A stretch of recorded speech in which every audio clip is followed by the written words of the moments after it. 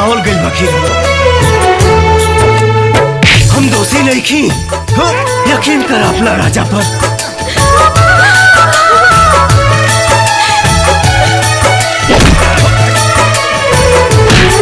केहू दुनिया में नहीं खे तोहरा सिवा हो, तोहरा सिवा प्यार में नहीं खी गोरी। हम बेवफा हो, हम बेवफा। चाहे बतिया तू माना, चाहे मत माना हो, मत माना हो। प्यार में नहीं खी गोरी। हम बेवफा हो, हम बेवफा।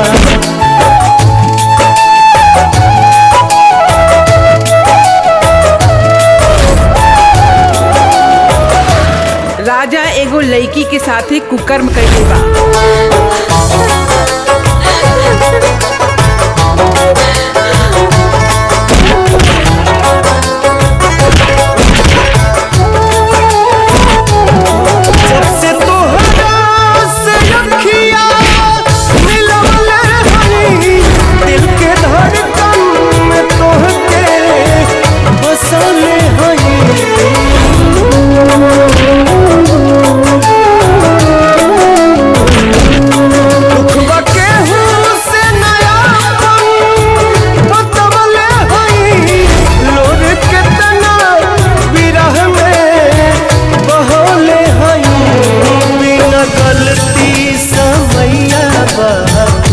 दिहले सजा हो, दिहले सजा।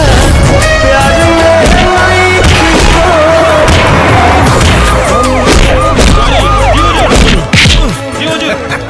चलो पकड़ा क्या?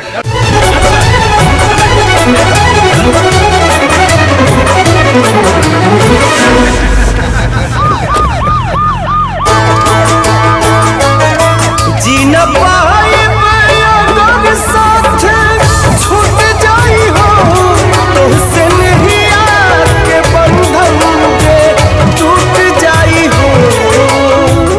अरे बेटी बाय कहाँ भाई बाय मन के नगरी ऐसे कोनो बात नहीं क्यों भाई, कोनो बात नहीं क्यों। साथ पूछो ना दामाद जी कुछ कहला ना का? ऐसे कोनो बात नहीं क्यों। मनोज बाबू के साथ रिश्ता से खुश तो बाड़ू ना?